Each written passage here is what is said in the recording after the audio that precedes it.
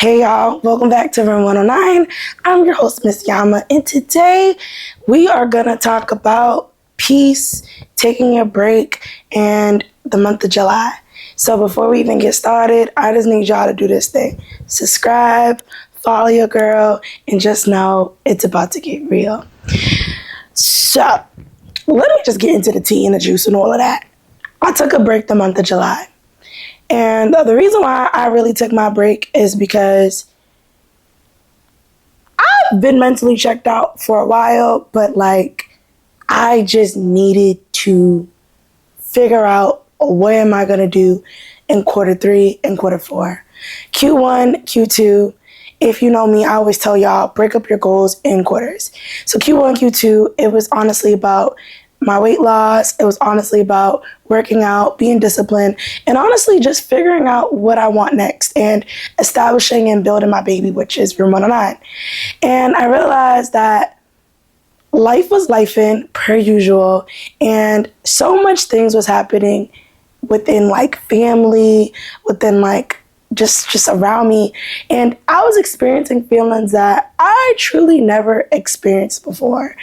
And I always tell people, when you live out of state and your friends and your family don't live here, it's a different level of checking in, because I think for me, I'm not the type of person to really, I'm out of sight, out of mind type girl. If you are not in my day-to-day, if you're not in my regiment, I'm so sorry. It's hard for me to honestly, not even say check in, but it's hard for me to really see what's going on, especially if I'm mentally am checked out and I'm, doing things. And the month of July came along, and I just sat here and I kind of I can't believe I can say this, but I crashed out, and crashed out in a way I felt like I want things, I'm working towards things, and I was lacking faith. And I had a little moment where a few people kind of said some things to me that really made me feel like I'm not showing up as my best. But I also took it back to myself and said, if I cannot show up as my best, how can I show up for everyone around me? Let's think about it. If you are not your best, how can you be your best for everyone around you? And I just said, you know what? I need to lock in. I need to take this break. I need to figure out what do I need. And finding peace is something that I need. I don't know what peace looks like to y'all, but I know what peace looks like to me. And peace to me looks like, honestly, taking care of yourself. And I'm in a stage in my life where it's selfish, it's going to be nitty, it's going to be greedy, and I really love on those who love on me, who understand the season that I'm in. But like I'm always going to say, not everyone's supposed to stick around. Not everybody's supposed to help you through these trials and tribulations. And trials and tribulations is always here to test your faith. And those who overcome it will always see the greater side of it. And I love the book of James, because the book of James always talks about trials and tribulations and literally testing you. And I felt like this was my month of trials and tribulations, facing your thoughts. And I feel like for me, being a content creator and having my podcast, I'm always thinking about everyone else, and I'm never thinking about myself. I'm never putting myself first. And I realized that my mental state and my mental being is so important, and boundaries are important. You have to have boundaries in order to be successful in this world. In order to succeed, you need to have boundaries. And those are things I had to check in on myself. I had to do a check-in with myself. I had to sit down and tell myself, Mariama, for the goals that you want, for what you want for the end of 2024, you need to lock in and love on yourself and love on those who love on you. Because it's really easy to get lost in other people's problems. It's really easy to get lost in other things when it's not you. And I feel like that same energy that you're putting in to other people, why aren't we locking in and putting in ourselves?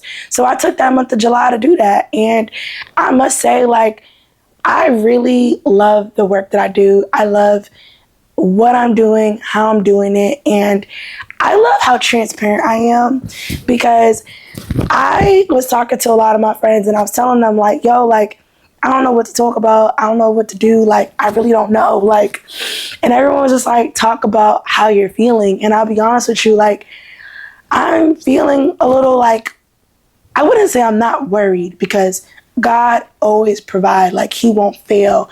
Like, and I always say this too, like, with all this faith in the room, like, look what God can do. Like, he's able. I know that God is able to get me over this season. And, you know, suffering is one of the fruit of the Spirit. And your girl is going through it. But one thing I can say is, in this season, I'm finding joy.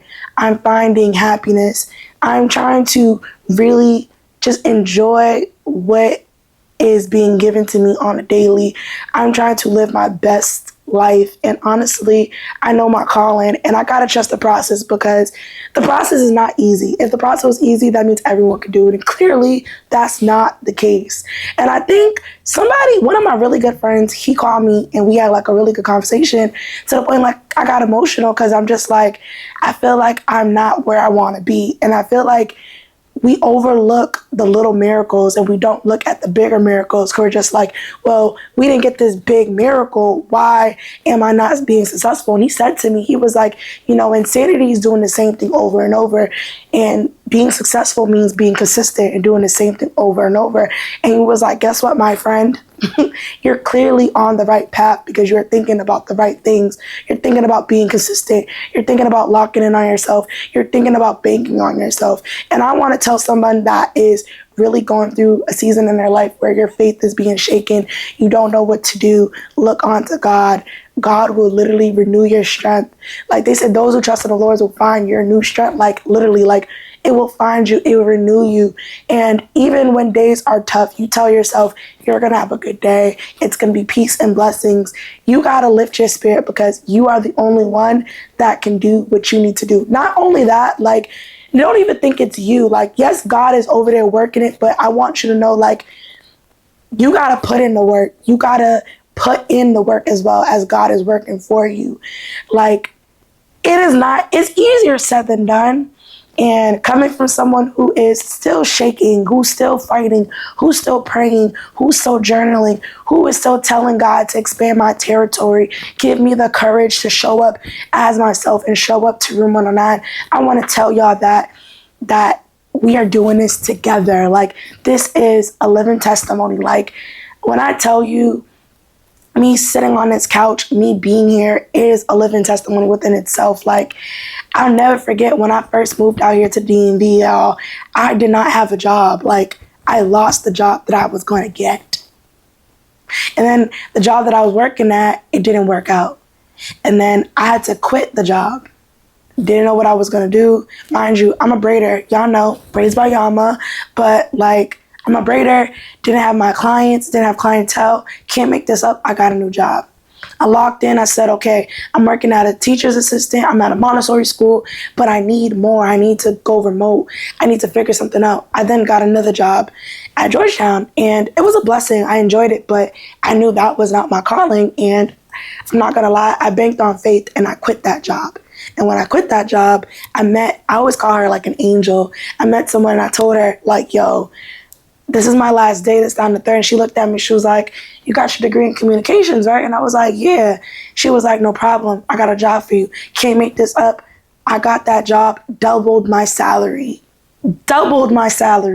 So when I tell you I'm a living witness and testimony of faith works, like if you believe it, you shall receive it.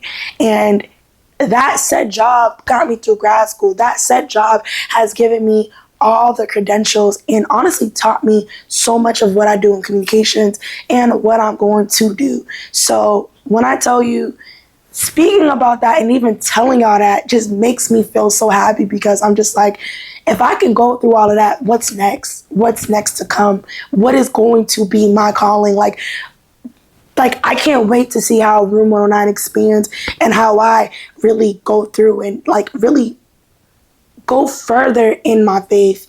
So I just want to tell y'all, peace and blessings. Keep on keep on fighting, keep on believing, keep on telling yourself you already got it, keep on telling yourself congratulations, keep on smiling, keep on showing up, keep on having joy in seasons that you don't even think joy is possible. When I tell you joy and peace is so expensive, and joy is the only thing that you can have in this life, and don't let nobody come and tiffy junkalika your but like, no, like, don't let nobody come and tiffy junkalika your joy. I mean that. Like, don't let nobody come and thief your joy. Comparison is the root of the enemy. Do not compare yourself. Do not look at, damn, this person doing this, damn, this person doing this. I tell myself this all the time. People don't know what it takes. People don't know how many nights you prayed, you cried for your miracle, for your blessings, for your calling, for what you're doing. So welcome back to Room 109. I got some more episodes for you. The month of August is going to be amazing.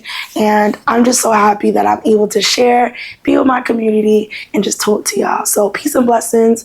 Mwah. And wait, before we go, make sure you subscribe, you follow your girl, tell a friend to tell a friend. She's back.